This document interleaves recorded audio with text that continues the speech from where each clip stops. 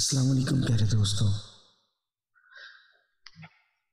मोहब्बत इंसान को अंधा कर देती है और फिर शादी ये बिनाई लौटा देती है।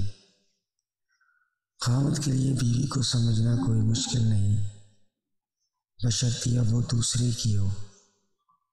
नेक और पारसा औरत किसी फ़कीर के घर में भी हो तो इसे भी बादशाह बना देती है।